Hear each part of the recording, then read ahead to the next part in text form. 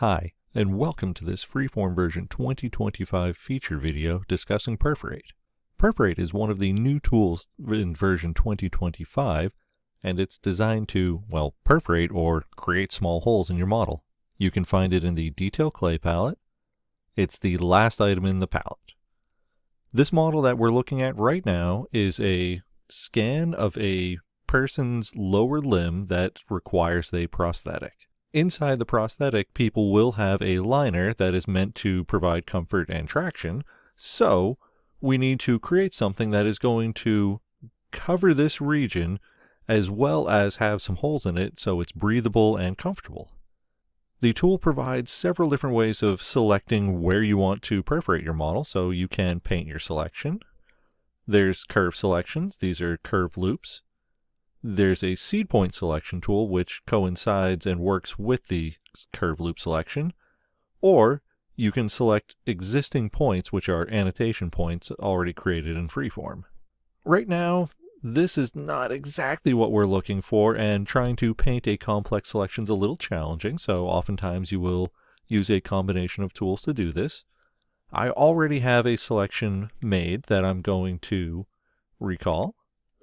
And let's take a look at what this tool does. I'll click Preview.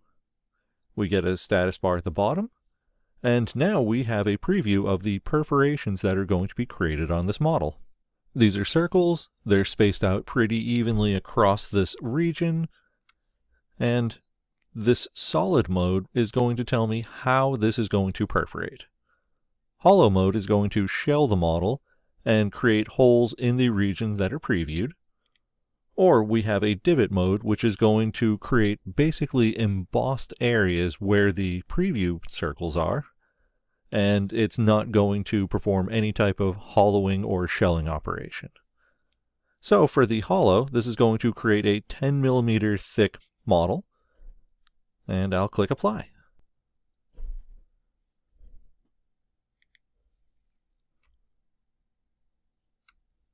It looks like it did exactly what we told it to, but that's not the goal for this design. I'm going to undo. And many times when you want to create your perforations, you already have your model, or at least the liner portion of your model created. I have one right here. And if I hide the scan, you can see that this has been already shelled. It has everything we need. We just need to put the perforations onto it. Painting a selection isn't the best choice because it paints through the model and it's going to try to perforate from both sides. So using curve loops is going to be the best choice here. I'll clear my painted selection and turn on one of my curve loops that I've already created. That is just a fit curve that goes around the outside upper collar. Switch to curve mode, select my curve, and then select my seed point, which is going to be the area on the outside of the model below that curve. Not bad. You can see that the perforations are fairly well distributed. There's a couple that don't look entirely right. We do have a lot of extra options in the Perforate settings dialog, so we can change the diameter, we can change the distance between the perforations. The margin is how close they are to the edge of the selection, smoothing around the border, or we can enforce minimum spacing.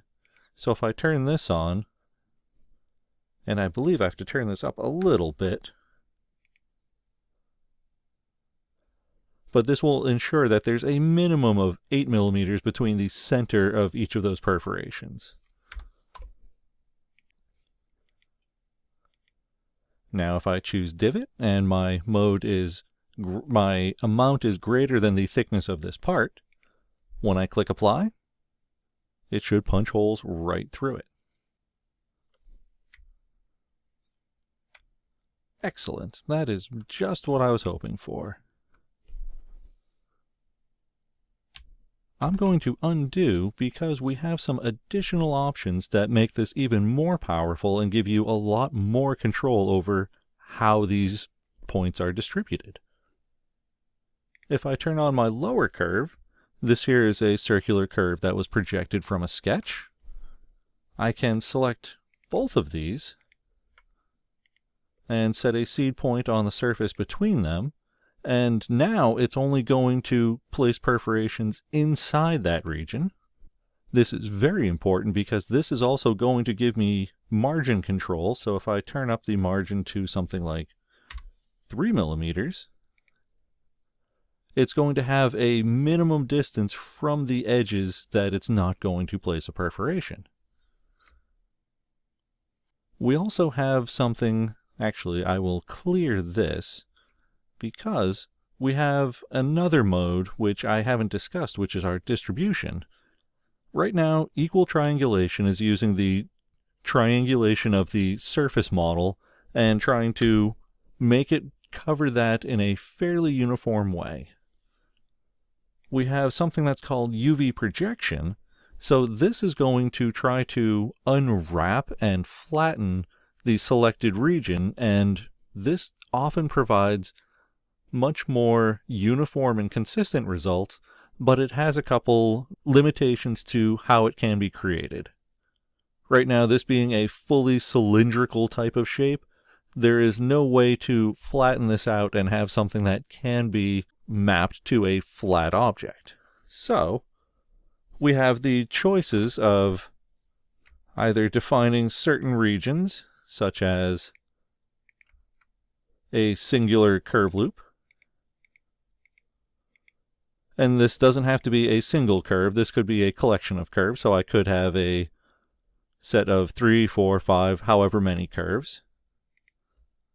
But with this, if I change this, actually, let's see what equal triangulation looks like first. And now I will turn on UV projection. The difference is a little hard to tell, just because they're spaced a bit far apart. So if I bring them a little bit closer together, you can see now that they are appearing in a row. If I set my angle to 0, they are in a grid. I can change the grid from a regular grid to alternating, or even hexagonal. So it changes the properties of how they're distributed, how it's calculated. And because this is a regular shape that if you were looking from one direction and you could imagine this being flattened, that is how it's achieving this type of result. You can take a model like this and create a seam. So I'm just going to do this with a fit curve. And now, because we have a seam in this, you can imagine if the cylindrical shape were cut along this line and then rolled flat, this is how it would project. So, switch over to curve selection mode.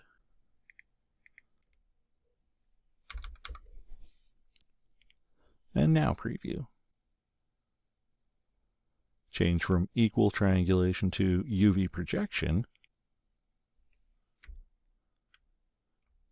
You can see that this covers the surface in a much more regular distribution, but it does get a little off as it tries to wrap all the way around to the back.